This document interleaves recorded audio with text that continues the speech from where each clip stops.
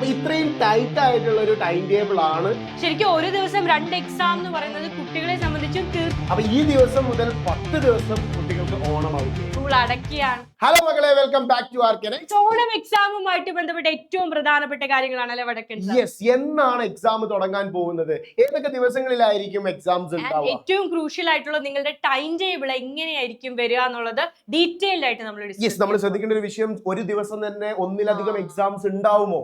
അതെ, ഉണ്ടാകാനുള്ള സാധ്യത ഡീറ്റെയിൽഡ് ആയിട്ട് നോക്കാം. അപ്പൊ നമ്മുടെ വിദ്യാഭ്യാസ കലണ്ടർ പ്രകാരം 13-ാം തീയതിയാണ് ഓണം എക്സാം ആരംഭിക്കുക അല്ലെ? യെസ്, കഴിഞ്ഞ വർഷത്തേക്ക് നോക്കുകയാണെങ്കിൽ 18-ാം തീയതി ആയിരുന്നു എക്സാം സ്റ്റാർട്ട് ചെയ്തിട്ടുണ്ടായിരുന്നു. പക്ഷെ ഇത്തവണ നേരത്തെയാണെന്ന് കരുതി നിങ്ങൾക്ക് പഠിക്കാനുള്ള ചാപ്റ്റേഴ്സ് ഒക്കെ അത്രയും ചാപ്റ്റേഴ്സ് തന്നെ ഏകദേശം കാണും. വലിയ ചേഞ്ചസ് ഒന്നും ഉണ്ടാവാനുള്ള സാധ്യത കാണുന്നില്ല. കാരണം ഏകദേശം 1-2 വർക്കിംഗ് ഡേയ്സിന്റെ ഡിഫറൻസേ ഉണ്ടാവുള്ളൂ. സോ അതുകൊണ്ട് ചാപ്റ്റേഴ്സിലെ എണ്ണത്തിലൊന്നും കുറവുണ്ടാവാനുള്ള സാധ്യത. ഓരോ ടൈമും ഇമ്പോർട്ടന്റ് ആണ്. ടൈം ടേബിൾ നമ്മൾ പറയുന്ന മക്കളൊന്ന് ശ്രദ്ധിച്ച് കേൾക്കാം. 13-ാം തീയതി സ്റ്റാർട്ട് ചെയ്ത് ഏകദേശം 21-ാം തീയതി വരെയാണ് നമ്മുടെ എക്സാം. 21-ാം തീയതി മിക്കവാറും നമ്മുടെ ഓണപരിപാടിയും കാര്യങ്ങളും. അതെ, അപ്പൊ 20-ാം തീയതിയോട് കൂടി എക്സാം ക്ലോസ് ചെയ്യാനുള്ള ചാൻസ് ഉണ്ട്. ഈ ഒരു തീയതി ഓണം സെലിബ്രേഷൻ ആകാനുള്ള സാധ്യതയാണ്. സഞ്ജിതാവ്, ശരിക്കും പറഞ്ഞാൽ 1, 2, 3, 4, 5, 6 വർക്കിംഗ് ഡേയ്സ് കൊണ്ട് നമ്മുടെ മുഴുവൻ ശരിക്കും നിങ്ങൾക്ക് 9 എക്സാമുകൾ എഴുതാനുണ്ട്. പക്ഷെ നമ്മുടെ മുന്നിൽ 6 ദിവസമാണ്. അപ്പൊ ഒന്നിലധികം പരീക്ഷകൾ വരാനുള്ള സാധ്യതയുണ്ട്. കഴിഞ്ഞ വർഷത്തെ ടൈം ടേബിൾ നിങ്ങളുടെ സീനിയേഴ്സ് എഴുതി ആ ഒരു ടൈം ടേബിൾ കഴിഞ്ഞ വർഷത്തെ ഓണപരീക്ഷ അല്ലെങ്കിൽ 1-ാം പാദവർഷ പരീക്ഷയിൽ 18-ാം തീയതി സ്റ്റാർട്ട് ചെയ്തു. ഇംഗ്ലീഷ് ആയിരുന്നു അവരുടെ എക്സാം ഉണ്ടായിരുന്നത്. 19-ാം തീയതി മാത്തമാറ്റിക്സ് ആയിരുന്നു. രണ്ടും 80 മാർക്കിന്റെ ക്വസ്റ്റ്യൻസ് ആണ്. ഒരു ദിവസം 20-ാം തീയതി മലയാളം വന്നു.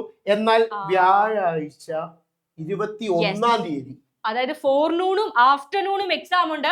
ഒരു ദിവസം തന്നെ 2 എക്സാം നടക്കായിരുന്നു മക്കളെ. അത് മാത്രമല്ല, ഒരു ദിവസത്തെ ഗ്യാപ്പ് പോലും നിങ്ങൾക്കില്ല എന്നുള്ളതാണ് ഏറ്റവും പ്രധാനപ്പെട്ട കാര്യം. അതുപോലെ തന്നെ സോഷ്യൽ എക്സാമിനേഷൻ ഏകദേശം 80 മാർക്കിന്റെതും ഹിന്ദി 40 മാർക്കിന്റെതുമാണ്. ഏകദേശം 120 മാർക്കോളം ഒരു ദിവസത്തെ എക്സാമിനുണ്ട് അല്ലെ? അടുത്തത് വെള്ളിയാഴ്ചയിലേക്ക് വരുന്ന സമയത്ത് വീണ്ടും ഒരു എക്സാം ആയിരുന്നു ഉണ്ടായിരുന്നത്. അത് നമ്മുടെ ഒന്നാം ഭാഷയായിരുന്നു, മലയാളം സെക്കൻഡ് ആയിരുന്നു. പിന്നെ 2 ദിവസം ഒരു ഗ്യാപ്പ് കിട്ടി. 2 ദിവസം ഗ്യാപ്പ് കിട്ടിയാൽ പോലും നിങ്ങൾ മനസ്സിലാക്കേണ്ടത് തിങ്കളാഴ്ച ഫിസിക്സിന് ശേഷം ചൊവ്വാഴ്ച കെമിസ്ട്രിയും ബയോളജിയും ഒരേ ദിവസമാണ് എക്സാം നടന്നത്. കെമിസ്ട്രി എക്സാമിനെ സംബന്ധിച്ച് കഴിഞ്ഞ തവണ ഒരുപാട് ടഫ് ആയിരുന്നു 10-ാം ക്ലാസ്സിന്റെ കെമിസ്ട്രി. നിങ്ങളുടെ സീനിയേഴ്സിനോടൊക്കെ കെമിസ്ട്രി ആണെങ്കിലും ബയോളജി ആയിരുന്നെങ്കിലും രണ്ടും അത്രമേൽ ടഫ് ആയിട്ടായിരുന്നു കഴിഞ്ഞ വർഷം വന്നിട്ടുണ്ടായിരുന്നത്. സോ മക്കളെ, ഈ വർഷം ഇത് കഴിഞ്ഞ വർഷത്താണ്. കഴിഞ്ഞ വർഷത്തെ നമ്മൾ നോക്കിയാലും കുറെ വർഷങ്ങൾ എടുത്തു നോക്കിയാൽ ടൈം ടേബിൾ വലിയ മാറ്റങ്ങളൊന്നും ഏകദേശം ഒരേപോലെ തന്നെയാണ് ടൈം ടേബിൾ സെറ്റ് ചെയ്ത് വരിക. അപ്പൊ നിങ്ങൾക്കും ഇതേപോലെ ഒരു ടൈം ടേബിൾ തന്നെയാണ് നമ്മൾ ഞാൻ ഇതിൽ ഒന്നും കൂടി എക്സ്പെക്ട് ചെയ്യുന്നതെന്ന് വെച്ചാൽ, ഇത് ഏകദേശം 7 ഡേയ്സ് ഉണ്ടായിരുന്നു ഈ ഒരു ഡിസ്ട്രിബ്യൂഷൻ. പക്ഷെ ഈ വർഷം അവർക്ക് ഒന്നുകൂടി അത് ടൈറ്റ് ആവാൻ പോവാണ്. കാരണം 6 ദിവസങ്ങളേ ഉള്ളൂ. സോ 3 ദിവസങ്ങളിൽ എക്സാം റിപ്പീറ്റ് ചെയ്യാനുള്ള 2 സബ്ജക്റ്റുകൾ ഒരേ ദിവസം വരാനുള്ള സാധ്യതയുണ്ട്. എന്തായാലും 100% സാധ്യതയുണ്ട്. സോ ടൈം കളയാതെ പഠിച്ചു തുടങ്ങുക.